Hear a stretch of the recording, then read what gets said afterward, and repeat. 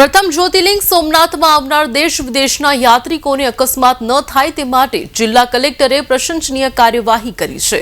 ફોરટ્રેક road પર વગ ધરાવતા મોટા વેપારી ઉદ્યોગપતિઓએ નેશનલ હાઈવેના ફોરટ્રેકના ડિવાઈડરોને તોડવામાં માસ્ટરી હાંસલ કરી હતી, પરંતુ એક અકસ્માતે 3 લોકોએ જીવ ગુમાવ્યા। કલેક્ટરના આદેશ બાદ ઘોર નિંદ્રામાં પોઢેલું સરકારી તંત્ર સફાળું જાગ્યું છે અને કલેક્ટરના આદેશથી પોલીસ ફરિયાદ કરાતા બાદ ડિવાઈડર તોડનાર અનેક લોકોમાં ફફડાટ મચી ગયો છે।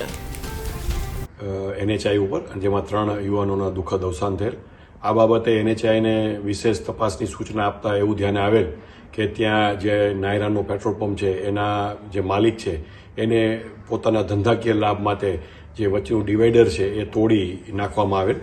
તો એની વિરુદ્ધ ફરિયાદ દાખલ કરવાની NHIને સૂચના આપતા તેઓએ ઉના પોલીસ સ્ટેશન ખાતે ફરિયાદ દાખલ કરેલ છે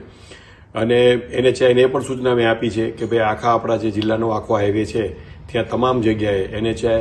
RNB સ્ટેટ, પંચાયત તમામના અને નેશનલ હાઈવે એ પોતાના જે છે રોડો ચેક કરી લે ને ક્યાંય પણ આવું કોઈ બનાવ ધ્યાને આવે કે કોઈ ડિવાઈડર પોતાની સગવડતા ખાતર તોડેલું હોય તો તાત્કાલિક બંધ કરાવવું અને આ બાબતે જો ફરીથી આવી કૃત્ય કરવા આવશે તો તેની સામે આ જ પ્રકારે ગુનો દાખલ કરી આગળની કડક કાર્યવાહી હાથ ધરવામાં આવશે।